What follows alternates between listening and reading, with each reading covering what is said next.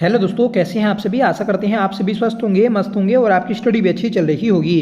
दोस्तों, आज के इस क्लास में हम उत्तराखंड वीएस यानी कि एमसीक्यू क्लास नंबर 11 करने जा रहे हैं, जिसमें सभी क्वेश्चंस इंपॉर्टेंट और सिलेक्टेड हैं। आज की इस क्लास में दोस्तों हम कुमाऊं का चंद वंश पढ़ने वाले हैं। चंद वंश से संबंधित जितने भी आपके इंपॉर्टेंट क्वेश्चन हैं वह सभी आपको इस क्लास में देखने को मिल जाएंगे और सभी क्वेश्चन दोस्तों आपके नए फॉर्मेट पर भी हैं।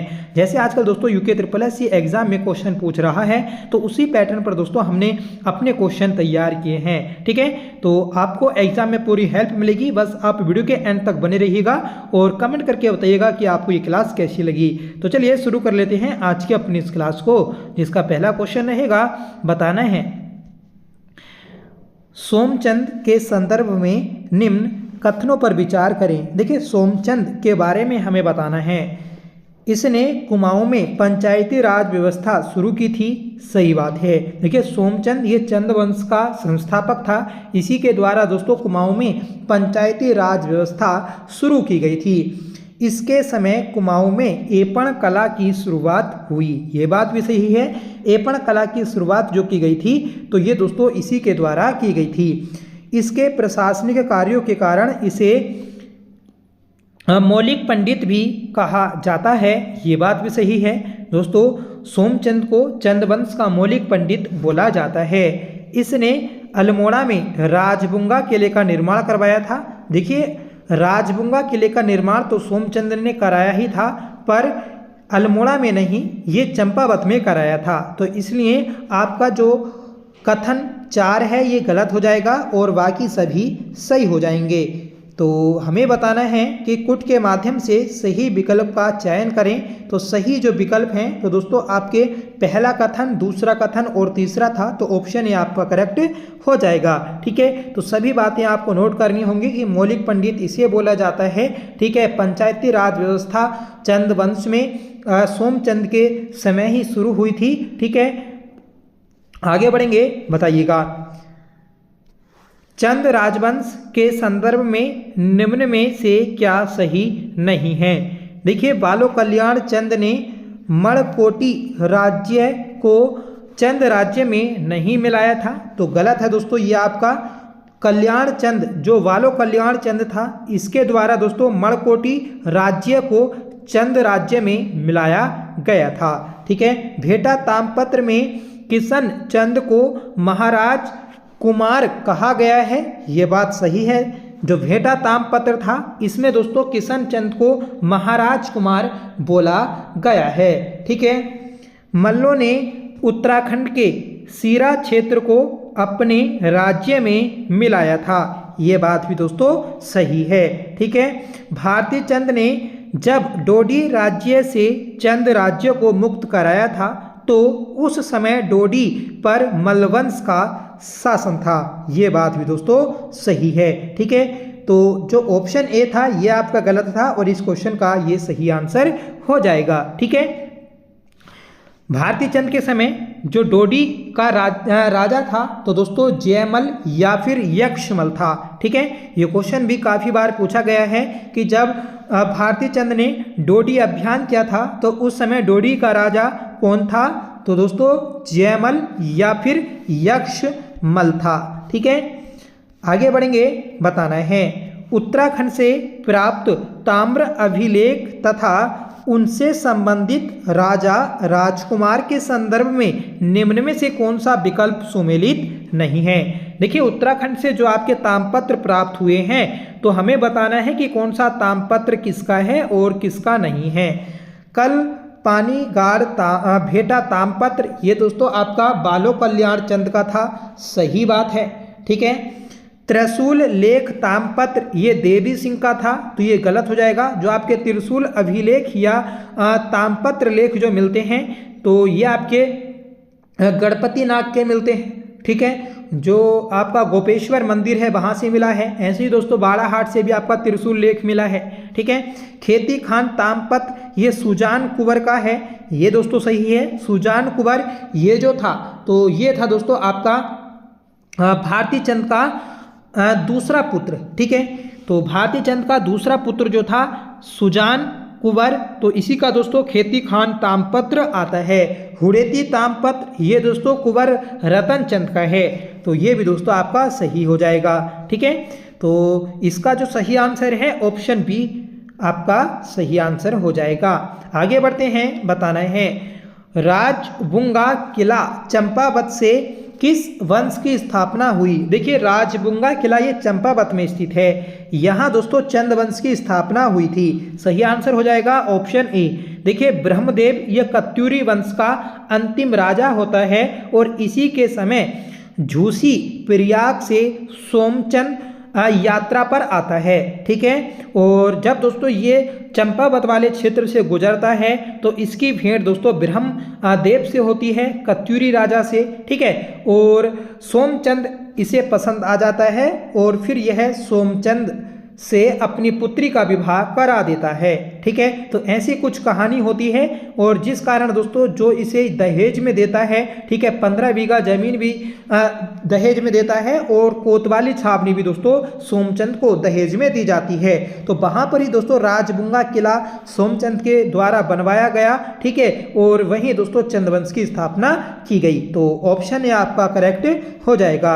आगे बढ़ते हैं कि सूची 1 को सूची 2 से सुमेलित कीजिए और सही विकल्प को चुनिए। देखिए यहाँ पर आपको कुछ किले दिए हैं और उनसे संबंधित राजा कि किस राजा ने कौन सा किला बनवाया है।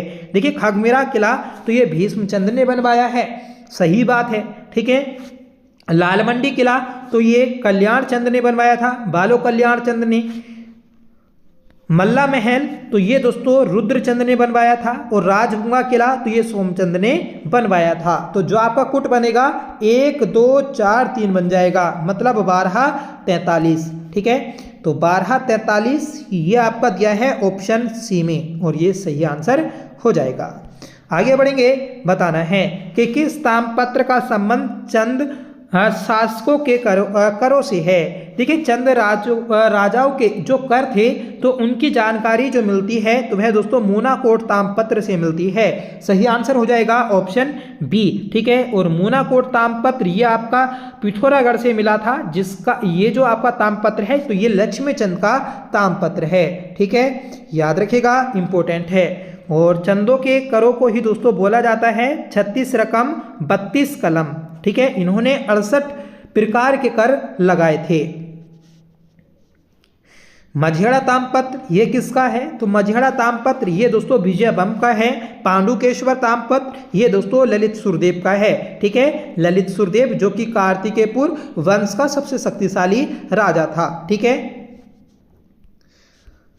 अगला क्वेश्चन है कि किस काव्य में चंद राजाओं की वंशावली दी गई है। देखिए चंद राजाओं की जो वंशावली दी गई है तो ये आपकी मानोदा काव्य में दी गई है। सही आंसर रहेगा ऑप्शन सी। ठीक है, जो मानसा पवार राजा था उसी का दोस्तों एक कवि आता है। ठीक है, भरत कवि, और इस भरत कवि का ही पुस्तक है। ठीक है, मानोदा काव्य है, तो इसी में दोस्तों ये जानकारी दी गई है। बुद्ध चरित तो ये अश्वघोष की है। हर्षचरित ये दोस्तों वाण भट्ट की पुस्तक है। ठीक है, सभासार ग्रंथ किसका है आप कमेंट करके बताइएगा। आगे बढ़ेंगे कि बालो कल्याण चंद ने अपनी राजधानी चंपावत से कहाँ स्थानांतरित की थी। देखिए बालो कल्याण चंद तो इसके द्वारा अपनी राजधानी अल्मोड़ा में स्थानांतरित की गई थी। ठीक है, और कहाँ से स्थानांतरित की, चंपावत से, क्योंकि चंदों की जो प्रारंभिक राजधानी थी तो वह चंपावत थी। उसके बाद में दोस्तों भीष्मचंद्र राजा बनता है और भीष्मचंद्र दोस्तों अपनी राजधानी परिवर्तित करने की कोशिश करता है, पर वह अपने इस प्रयास में सफल नहीं हो पाता। उसके बाद भीष्मचंद्र का एक दत्तक पुत्र होता है बालो कल्याण चंद, और इसी के द्वारा दोस्तों राजधानी परिवर्तित की जाती है। ठीक है, और कहाँ की गई थी, अल्मोड़ा में। आगे बढ़ेंगे, बताइएगा कि चंद शासकों के समय सिक्का, टकसाल व ताम्र उद्योग का केंद्र रहा। देखिए चंदों के समय सिक्का और टकसाल ताम्र उद्योग का जो केंद्र रहा तो वह दोस्तों अल्मोड़ा रहा है। क्वेश्चन बनेगा कि चंदों की टकसाल कहाँ थी, तो अल्मोड़ा में थी।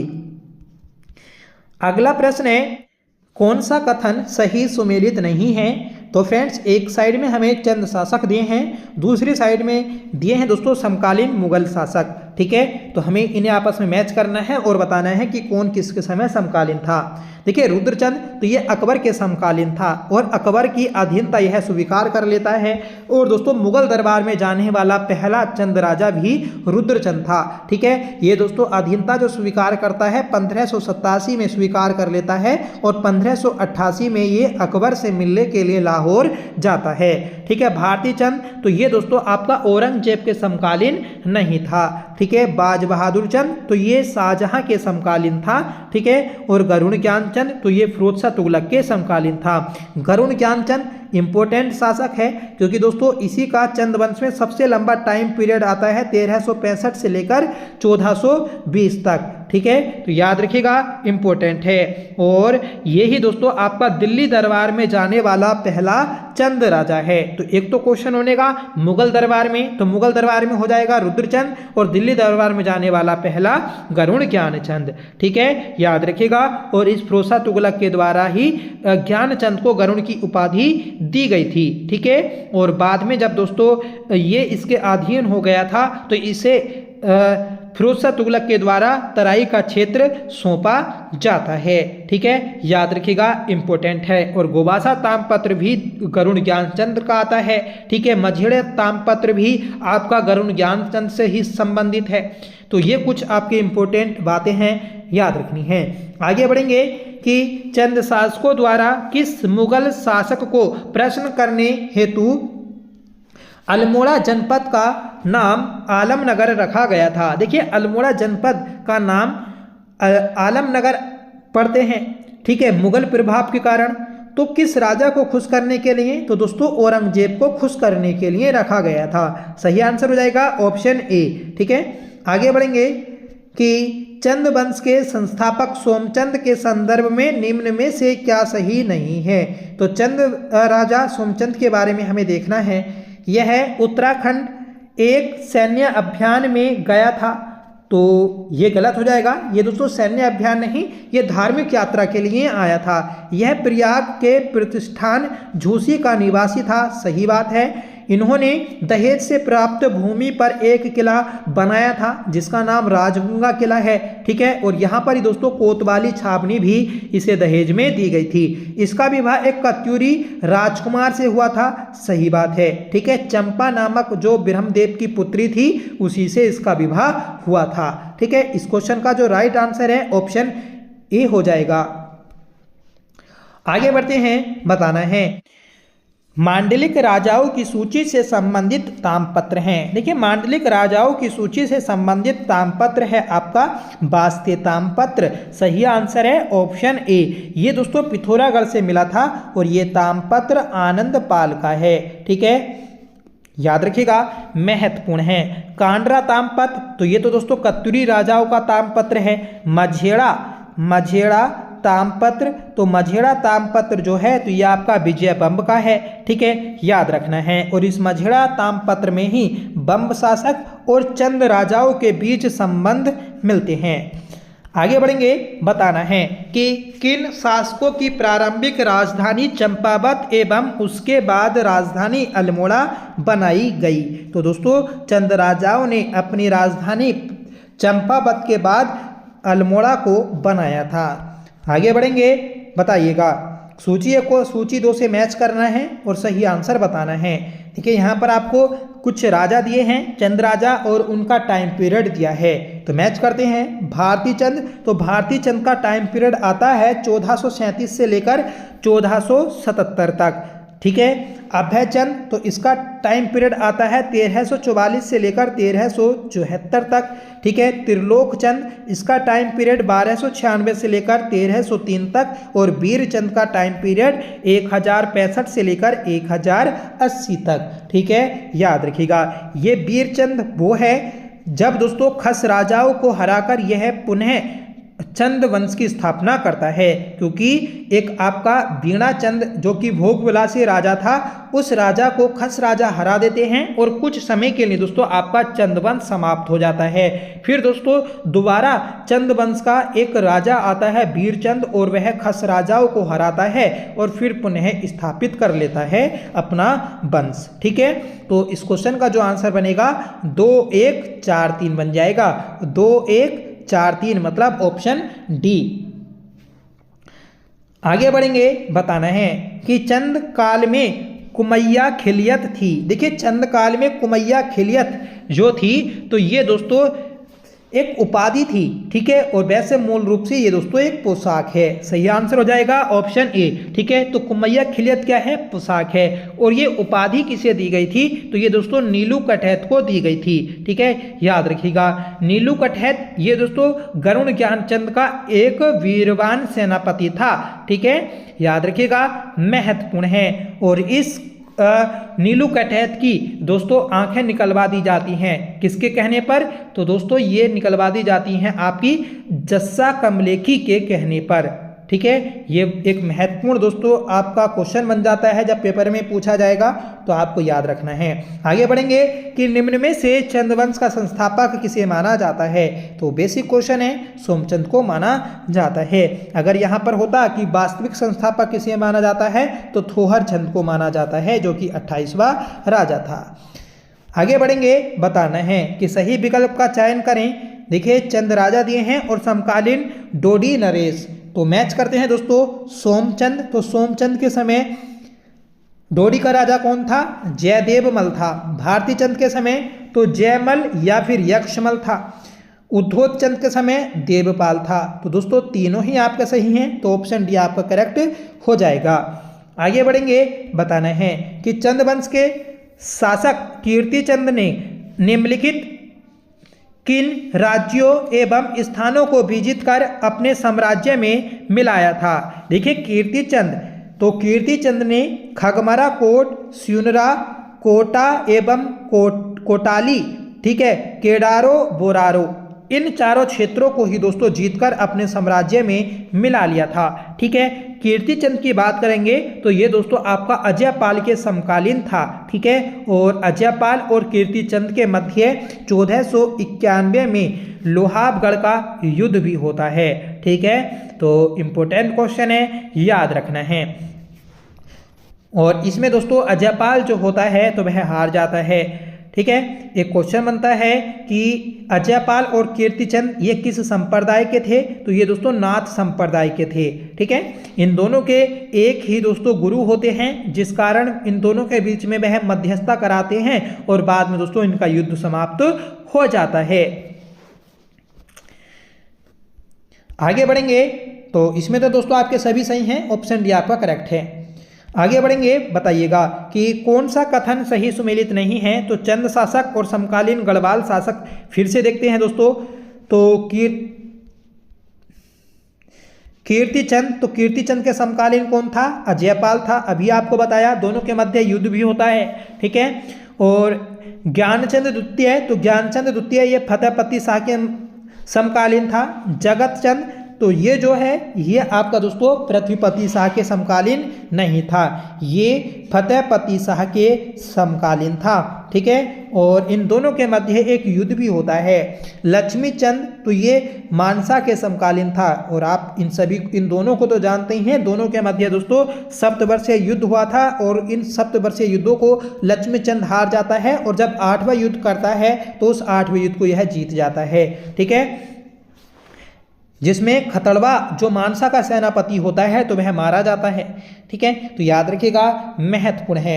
आगे बढ़ेंगे, बताइएगा आप कि चंद काल में किस स्थान को बोक्साण के नाम से जाना जाता था? देखिए बोक्साण जो बोला जाता था तो यह आपका रुद्रपुर को बोला जाता था। सही आंसर है ऑप्शन बी।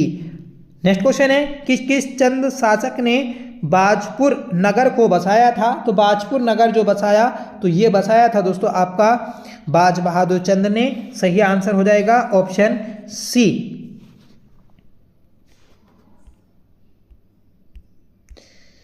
चंद शासक सोमचंद के समय कुमाऊं का शासक कौन था? देखिए चंद शासक सोमचंद के समय कुमाऊं का शासक जो था तो उस समय दोस्तों ब्रह्मदेव था। सही आंसर हो जाएगा ऑप्शन ए। किसने चंदों का मूल निवास प्रयाग के निकट झूसी बताया था? तो बीडी पांडे ने भी बताया, बाल्टन ने भी बताया था और एटकिंसन ने भी।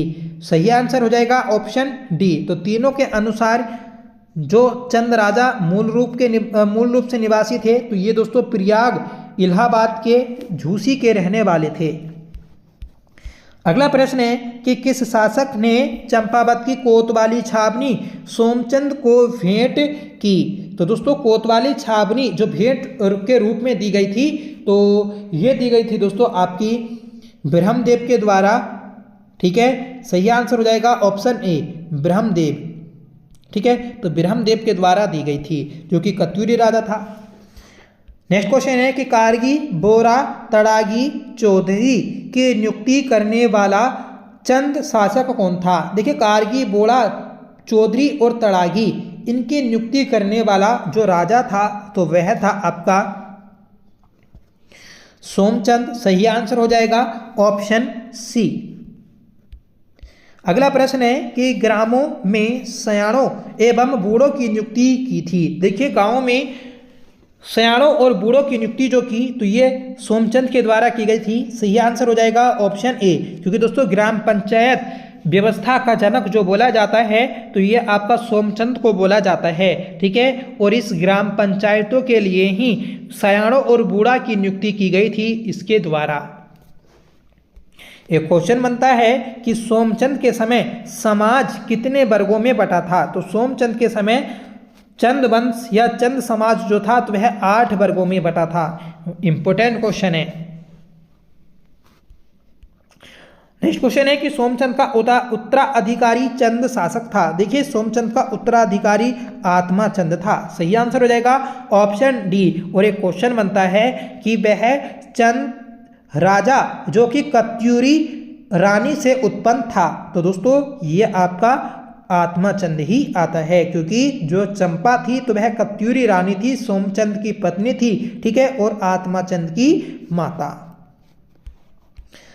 अगला प्रश्न है कि निम्न में से रैका किसे कहा जाता था। देखिए रैका जो बोला जाता है तो ये डोडी राजाओं को बोला जाता है।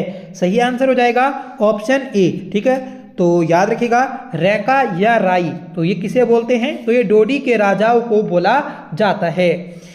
अगला प्रश्न है बताना है कि चंद वंशीय राजा रतन चंद के संदर्भ में निम्न में से क्या सही नहीं है। तो रतन चंद इंपोर्टेंट है, क्योंकि दोस्तों चंद वंश का जो भूमि बंदोबस्त कराया सर्वप्रथम तो वह रतन चंद के द्वारा ही कराया गया था। या फिर उत्तराखंड के इतिहास में जो पहला भूमि बंदोबस्त मिलता है तो वह रतन चंद का ही मिलता है।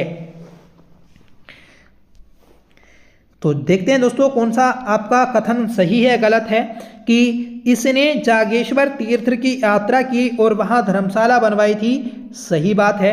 चंदों में सबसे पहला बंदोबस्त इसी के द्वारा करवाया गया था। सही बात है। इसने कठहर उर्फ रोहेलखंड के राजाओं से मैत्री कर ली थी। तो ये जो होगा ये भी आपका सही हो जाएगा। इसके समय चंद राज्य डोडियों के अधीन हो गया था, तो ये गलत है। देखिए जो चंद राजा थे तो ये पहले से ही डोडी के अधीन हुआ करते थे। ठीक है, बाद में दोस्तों जब भारती चंद आता है तो भारती चंद डोडी की अधीनता को स्वीकार नहीं करता और दोस्तों डोडी से वह मुक्त हो जाता है। ठीक है, तो रतन चंद के समय तो ये आपके स्वतंत्र हो चुके थे, मतलब चंद राजा स्वतंत्र हो चुके थे। और भारती चंद के बाद ही दोस्तों रतन चंद आता है, याद रखिएगा। और इसने जो भूमि बंदोबस्त कराया था तो वह जिंदा केतल के नाम से भूमि बंदोबस्त करवाया था। आगे बढ़ेंगे कि चंद शासकों द्वारा अपनाई गई भूवर्गीकरण प्रणाली के तहत वह भूमि क्या कहलाती थी जिसकी आय सेना के सरदारों को सेना रखने तथा उसका उचित प्रबंधन के लिए दी जाती थी। तो ये भूमि दोस्तों आपकी अक्ता कहलाती थी। सही आंसर हो जाएगा ऑप्शन बी। ठीक है, और अगर आपसे पूछा जाए कि चंद राज्य में, ठीक है, या चंद वंश में जो सेना होती थी, सेना के जवान को उसकी बहादुरी के रूप में, बहादुरी के लिए पुरस्कार के रूप में जो भूमि दी जाती थी तो उसे क्या बोलते थे, तो उसे बोलते थे दोस्तों आपका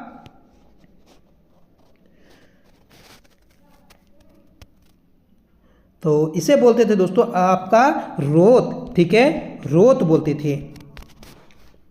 सजायत भूमि, तो ये तो दोस्तों साजे वाली भूमि होती थी, ठीक है। हलिया, तो हलिया कौन होता था, तो ये दोस्तों आपका हल चलाने वाला होता था। आगे बढ़ेंगे कि सोमचंद ने चंदवंश की स्थापना अनुमानित की होगी। तो देखिए सोमचंद के द्वारा चंदवंश की स्थापना जो की गई थी, तो ये की गई थी दोस्तों आपका ऑप्शन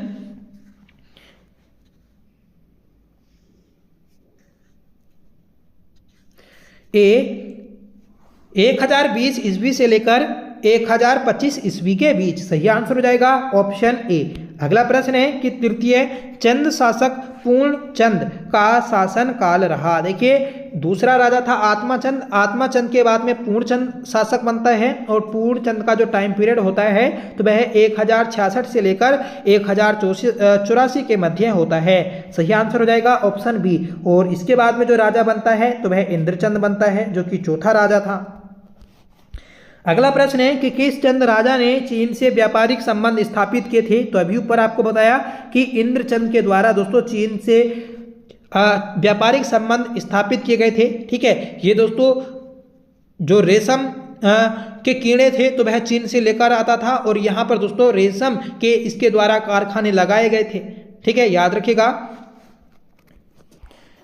अगला प्रश्न है कि निम्न में किसके अनुसार इंद्रचंद ने रेशम उत्पादन एवं रेशमी वस्त्र बनाने का कार्य प्रारंभ किया।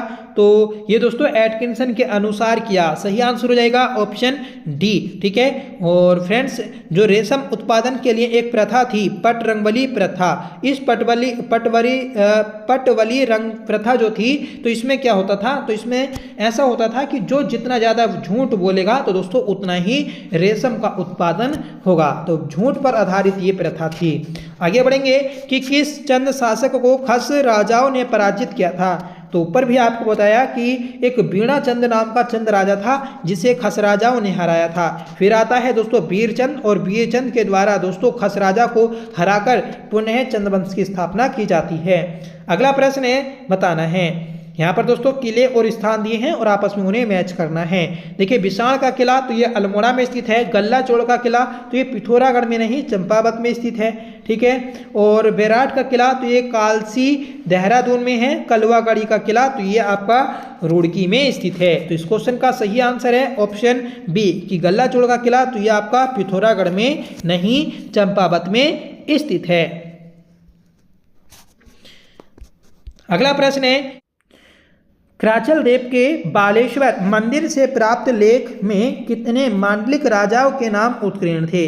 देखिए कराचल देव का बालेश्वर मंदिर से प्राप्त जो लेख है तो यहाँ से 10 मांडलिक राजाओं के नाम मिलते हैं, ठीक है। और ये तामपत्र जो था या फिर लेख जो है तो ये आपका 1223 ईस्वी पूर्व का है, जो कि चंपावत से प्राप्त हुआ था, ठीक है। तो इसमें यही दोस्तों इंपॉर्टेंट है कि कितने मांडलिक राजाओं के नाम मिलते हैं, तो 10 के मिलते हैं। अगला प्रश्न है कि report on Kumaon and Garhwal के लेखक डब्ल्यू फ्रेजर ने हर्षदेव जोशी के विवरण के आधार पर चंद्रवंश का संस्थापक किसे माना। तो ये माना है दोस्तों थोहर चंद को। सही आंसर हो जाएगा ऑप्शन बी, ठीक है। तो थोहर चंद को report on Kumaon and Garhwal जो कि डब्ल्यू फ्रेजर की पुस्तक है, तो इसमें हर्षदेव जोशी के विवरण के आधार पर चंद्रवंश का संस्थापक जो माना गया थोहर चंद को माना गया है, ठीक है, याद रखना है। ऐसी दोस्तों एक और पुस्तक आती है कि किंगडम ऑफ नेपाल पुस्तक, जो कि 1881 की पुस्तक है, ठीक है। इस पुस्तक में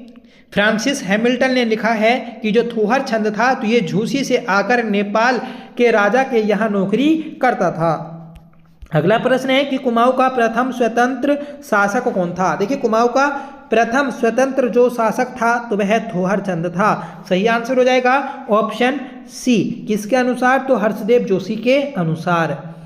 आगे बढ़ेंगे, बताना है कि प्रथम चंद शासक जिसकी प्रमाणिक सूचना स्वयं के अभिलेखों से मिलती है। तो दोस्तों स्वयं के अभिलेखों से जो सूचना मिलती है तो ये अभय चंद की मिलती है। सही आंसर हो जाएगा ऑप्शन बी, अभय चंद का एक लेख प्राप्त हुआ था 1360 का, और इसी से दोस्तों ये जानकारी मिलती है। और ये लेख कहाँ से मिला था, तो चंपावत के मानेश्वर से।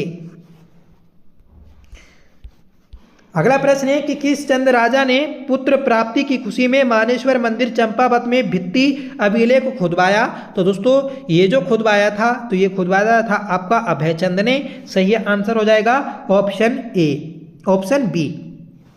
ठीक है, तो दोस्तों महत्वपूर्ण प्रश्न है, याद रखिएगा आप। नेक्स्ट क्वेश्चन है कि अभयचंद के संदर्भ में कौन सा कथन सही सुमेलित नहीं है? तो पहला है कि बालेश्वर मंदिर लघु स्तंभ लेख का संबंध अभयचंद से है।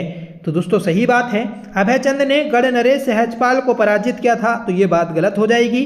ठीक है, चौकानी बोरा मंदिर जो कि चमोली में है, ठीक है, तो यहाँ से जो अभिलेख मिला तो ये अभयचंद का है, ये बात भी सही है। ठीक है, यह चंद वंश का शासक है जिसके प्रमाणिक सूचना उसके स्वयं के अभिलेखों से मिलती है, तो ये बात भी दोस्तों सही है। तो इसमें जो है आपका ऑप्शन भी गलत है और यही आपका आंसर हो जाएगा।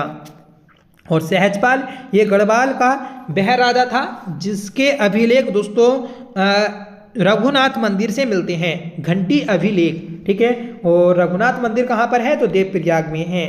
नेक्स्ट क्वेश्चन है कि चंदवंश पहला चंद शासक जो दिल्ली दरबार में गया था। देखिए पहला चंद राजा जो दिल्ली दरबार में गया था तो वह था गरुड़ ज्ञानचंद, और ये दोस्तों FST फिरोज शाह तुगलक के दरबार में गया था। ठीक है, और इस फिरोज शाह तुगलक के द्वारा ही ज्ञानचंद को गरुड़ की उपाधि दी गई। अगला प्रश्न है कि गरुड़ ज्ञानचंद से संबंधित ताम्रपत्र हैं। देखिए गरुड़ ज्ञानचंद से संबंधित जो ताम्रपत्र हैं तो वह आपका गोबासा ताम्रपत्र है। ठीक है, सेरा खड़कोट ताम्रपत्र है और मझेड़ा ताम्रपत्र है। तो ये तीनों तो आपके गरुड़ ज्ञानचंद से संबंधित हैं। और खेती खान का जो ताम्रपत्र है तो ये कुंवर सुजान से संबंधित था। ठीक है, जो कि भारती चंद का पुत्र है। ठीक है, तो महत्वपूर्ण है, याद रखिएगा। और ये गोबासा जो ताम्रपत्र था, इस ताम्रपत्र में ज्ञानचंद ने 1418 ईस्वी में देवराज तिवारी को एक गांव व्रतिदान में दी थी। ठीक है, गांव की व्रतिदान में दी थी। तो ये बात भी दोस्तों इसके इस लेख से मिलती है। और मझेड़ा ताम्रपत्र तो ये विजय बम का है। ठीक है, याद रखिएगा आप। और सेरा खड़कोट ताम्रपत्र में ज्ञानचंद को राजाधिराज महाराज कहा गया और सेरा का विजेता भी बोला गया है। तो सेरा का विजेता किसे बोलते हैं? गरुड़ ज्ञानचंद को। इस क्वेश्चन का सही जो आंसर रहेगा तो वह हो जाएगा दोस्तों ऑप्शन सी, दूसरा, तीसरा और चौथा सही है। आगे बढ़ते हैं, बताना है कि दिल्ली सल्तनत के समय दिल्ली सल्तनत के किस शासक ने ज्ञानचंद को गरुड़ की उपाधि दी? तो ऊपर हमने देखा था कि फिरोज शाह तुगलक ने दी थी। अगला प्रश्न है कि गरुड़ किस चंद शासक का राज चिन्ह था? तो ये दोस्तों गरुड़ ज्ञानचंद का था। सही आंसर हो जाएगा ऑप्शन सी। अगला प्रश्न है कि गोबासा ताम्रपत्र का संबंध किससे है? तो ये बात भी हमने ऊपर देखी कि गरुड़ ज्ञानचंद से संबंधित है, जिसमें ये बताया गया है कि जो आपका एक देवराज तिवारी व्यक्ति था तो उसे यह एक गांव दान में देता है। आगे बढ़ेंगे कि कुमाऊं में चंद राजाओं व शासन के संदर्भ में निम्न में से क्या सही नहीं है? तो देखिए पहला है कि चंदवंश का अंतिम राजा महेंद्र चंद था। सही बात है। ठीक है, क्योंकि 1790 में गोरखा इसे हराकर चंदवंश की स्थापना कर लेते गोरखा वंश की स्थापना कर लेते हैं। चंदवंश का अंत 1792 में नेपाल के गोरखाओं के द्वारा किया गया था, तो ये गलत हो जाएगा, 1790 में किया था। ठीक है, कुमाऊं क्षेत्र में ग्राम प्रधान की नियुक्ति तथा भूमि निर्धारण प्रणाली की शुरुआत चंद राजाओं के द्वारा की गई, तो ये बात भी दोस्तों सही हो जाएगी। ठीक है, वर्तमान रुद्रपुर नगर का निर्माण रुद्रचंद के द्वारा करवाया गया, ये बात भी दोस्तों सही है। तो इस क्वेश्चन का जो सही आंसर है ऑप्शन बी हो जाएगा। आगे बढ़ेंगे दोस्तों कि कुमाऊं इतिहास में पवाड़ों के लिए प्रसिद्ध चंद शासक कौन था? देखिए कुमाऊं इतिहास में पवाड़ों के लिए जो प्रसिद्ध चंद शासक था तो वह था दोस्तों भारती चंद। ठीक है, और भारती चंद के ही पवाड़े प्रसिद्ध हैं। ठीक है, और इसके पवाड़ों में ये जानकारी मिलती है कि भारती चंद और भागा धोनिया एक महिला थी, तो इस भागा धोनिया के मध्य दोस्तों द्वंद्व युद्ध हुआ था, मतलब दोनों के बीच में एक युद्ध हुआ था। तो ये जानकारी भी किससे मिलती है? पवाड़ों से ही मिलती है। तो फ्रेंड्स ये थी आज की हमारी क्लास। आज की इस क्लास में हमने 52 क्वेश्चंस कर लिए हैं और सभी क्वेश्चंस को एक्स्ट्रा फैक्ट के साथ भी किया, जिससे दोस्तों आपका क्वेश्चन भी अच्छे से कवर हो रहा होगा। ठीक है, तो दोस्तों आप देख सकते हैं कितने इंपॉर्टेंट और आपके नए पैटर्न पर आधारित ही क्वेश्चंस हैं। जो आपके आने वाले एग्जाम्स हैं, चाहे वह आपका खंड सहायक का हो, री एग्जाम हो, ठीक है, या फिर जो भी आपकी भर्ती आएगी, हर एक एग्जाम के लिए इंपॉर्टेंट रहने वाली है ये हमारी सीरीज। तो आप हमारी सीरीज से जरूर जुड़िएगा, आपसे रिक्वेस्ट है। अगर आप दोस्तों पिछला पेपर उठाकर देखेंगे तो आपको BS नेगी बुक से कम 30 क्वेश्चंस करेक्ट देखने को मिल जाएंगे, और 30 क्वेश्चन एक बुक से आना दोस्तों कोई लाजमी बात नहीं है, ठीक है। तो चैनल से जुड़िएगा, इस सीरीज को दोस्तों आप रेगुलर देखें। रेगुलर आपको एक क्लास मिल रही है, हम 10 क्लास जो कर चुके हैं उसमें हमने दोस्तों लगभग प्राचीन हिस्ट्री को कवर कर लिया है। चंद्रवंश की दोस्तों 1 या 2 क्लास और आएंगी, फिर आपका चंद्रवंश कंप्लीट हो जाएगा। उसके बाद में दोस्तों पवार वंश आएगा, फिर दोस्तों आपका क्या होगा, गोरखा वंश आएगा, फिर दोस्तों आपका ब्रिटिश काल चालू हो जाएगा, ठीक है। तो लगभग 10 क्लास और आएंगी, फिर आपका ये टॉपिक पूरा कंप्लीट हो जाएगा हिस्ट्री वाला। फिर तो दोस्तों आपकी छोटे छोटे टॉपिक ही डेली कराए जाएंगे, ठीक है, और वही दोस्तों आपके इंपॉर्टेंट रहेंगे। तो आप हमारी सीरीज से जरूर जुड़ें, हम करंट अफेयर्स भी करा रहे हैं, और दोस्तों आपको कुमाऊनी गढ़वाली लोक संस्कृति से संबंधित प्रश्न भी हम कर रहे हैं। तो प्लीज़ चैनल से जरूर जुड़ें, आपसे रिक्वेस्ट है। और आज की इस क्लास के बारे में आप जरूर बताइएगा कि आपकी क्लास कैसी लगी। आई होप क्लास आपको पसंद आई होगी। अगर आपको पसंद आई हो तो प्लीज़ इसे लाइक करिएगा, दोस्तों में शेयर करिएगा, और आप चैनल पर पहली बार विजिट कर रहे हैं तो प्लीज़ चैनल को सब्सक्राइब जरूर कर लीजिएगा, ठीक है। तो मिलते हैं नेक्स्ट वीडियो के साथ। Thank you so much for watching. जय हिंद।